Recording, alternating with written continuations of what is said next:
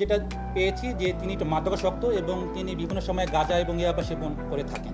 এই ব্যাপারে অভিভাবক আমাদের সেরকমভাবে কোনো বিস্তারিত তথ্য দেন নাই, বাট যখন আমরা মিলনের সাথে কথা বলেছি, মিলন জানিয়েছে কোনো স্বর্ণালঙ্কারের ব্যাপারে তিনি আমাদেরকে কোনো কনফার্মেশন দেননি।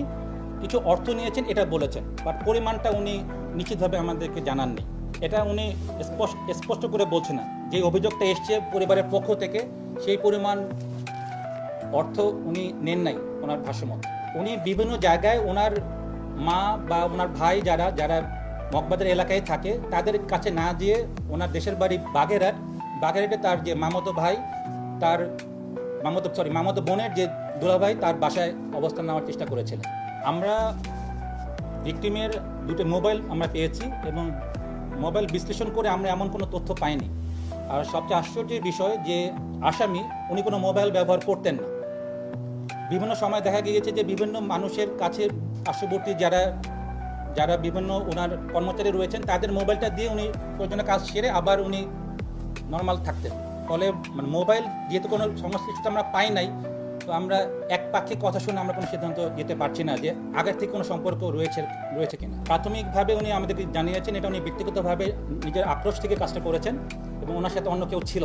বিভিন্ন মিডিয়ায় আমরা ওটা দেখতে পাচ্ছি, বাট নিশ্চিতভাবে আপনি একপক্ষীয় কথা বা একজনের একটা স্পেকুলেশন থেকে আমরা একটা মৃত ব্যক্তি সম্পর্কে এরকম কোনো তথ্য না দেওয়াটাই আমার কাছে শোভনীয় লেগেছে। আমরা যতটুকু ওনার মুখ থেকে জেনেছি সেটাকে আমি আপনার সামনে উপস্থাপন করছি, কারণ তদন্তকারী কর্মকর্তা আরও বিস্তারিত তদন্তে আরও সময় নিয়ে দেখা যাচ্ছে যে একজন আসামি প্রাথমিকভাবে একটা তথ্য দিচ্ছে, পরে তারা কনভারসেশনে আরও তথ্য চেঞ্জ করে।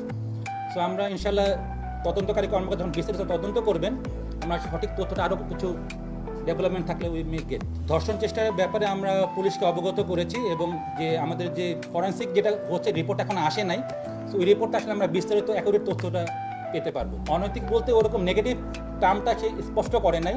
এটা এখন আসামের কথা শুনে আই ক্যান নট রেফার। এটা আমরা পরবর্তী যে ফরেন্সিক যে এভিডেন্সগুলো আছে ওটা পেলে তদন্তকারী কর্মকর্তা বিস্তারিত চার্জশিট এসে উপস্থাপন করতে সক্ষম হবে। এটা আমাদের দৃষ্টিগোচর হয়েছে এবং আমরা তাকে জিজ্ঞেস করেছিলাম যে তোমার বিরুদ্ধে কিন্তু একটা অভিযোগ আছে, তোমাদের স্বর্ণটা কোথায় নিয়েছো বা কী করেছো, বাট এই ব্যাপারে তিনি সদুত্তর দেন নাই যে স্যার আমি যখন বাইরে গিয়েছি আমার কাছে কিন্তু ছিল না। আমরা ক্যামেরা দেখেছি যে ওনার সাথে কিন্তু এরকম কোনো ভারী কিছু নিয়ে যাওয়ার মতো আমরা পাইনি। এটার বিস্তারিত তদন্তে আসল তথ্যটা বের হয়ে যাবে। নগদ টাকার ব্যাপারে বলেছে, বাট গোল্ডের ব্যাপারে সে স্বীকার